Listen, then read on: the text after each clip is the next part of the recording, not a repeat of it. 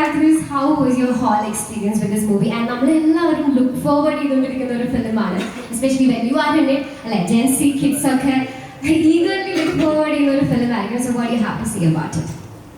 Thank you so much. ഭയങ്കര അടിപൊളിയായിരുന്നു experience. എനിക്ക് സാർ ആദ്യം വിളിച്ചപ്പോൾ ഞാൻ ഭയങ്കര എക്സൈറ്റഡ് ആയിരുന്നു. ഞാൻ ഓർത്ത് സാറ് ആക്ട് ചെയ്യുന്ന പടത്തിലൊക്കെ അങ്ങനെ എന്തോ ഇതായിട്ടാണ് വിളിച്ചതെന്ന് വിചാരിച്ചത്. പക്ഷെ സാറ് ഡയറക്റ്റ് ചെയ്ത് സാർ തന്നെ എഴുതിയ പടം. അപ്പോൾ ഭയങ്കര നല്ല എക്സ്പീരിയൻസ് ആയിരുന്നു. കാരണം സാറ് നമുക്ക് അഭിനയിച്ച് കാണിച്ചത്. അപ്പോൾ അത് ഭയങ്കര രസമാണ്. എന്നിട്ട് നമ്മളത് റീക്രിയേറ്റ് ചെയ്യാന്നുള്ളത് കുറച്ച് ബുദ്ധിമുട്ടാണ്. പക്ഷെ ഭയങ്കര രസമായിട്ട് സാർ നമുക്ക് സമയം തരും, എല്ലാം ഡീറ്റെയിൽ ആയിട്ട് പറഞ്ഞു തരും.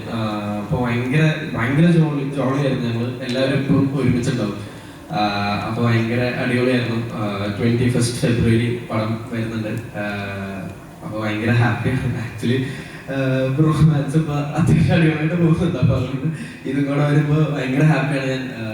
ഇതും ഈക്വലി അത്രയും ഫണ്ണും ഭയങ്കര രസമായിരുന്നു. ഷൂട്ടും പ്രോസസ്സും എല്ലാം. അപ്പോൾ ഭയങ്കര എക്സൈറ്റഡ് ആണ്. Thank you so much.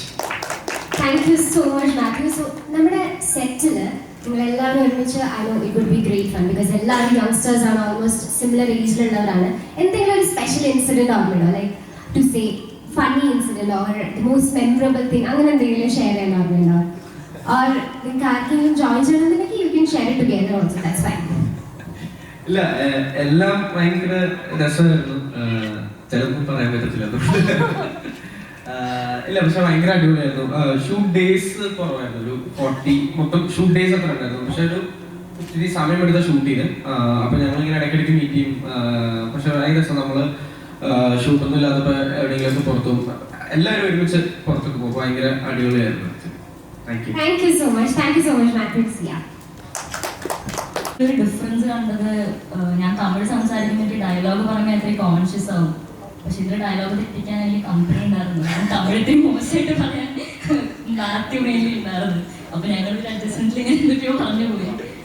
And ഭയങ്കര ഫൺ എക്സ്പീരിയൻസ് ആയിരുന്നു. പകുതി കാസ്റ്റ് മലയാളിയാണ്, ഇപ്പോൾ കാസ്റ്റ് മലയാളിയാണ്. 4 പേര് മലയാളീസും 4 പേര് തമിഴ്.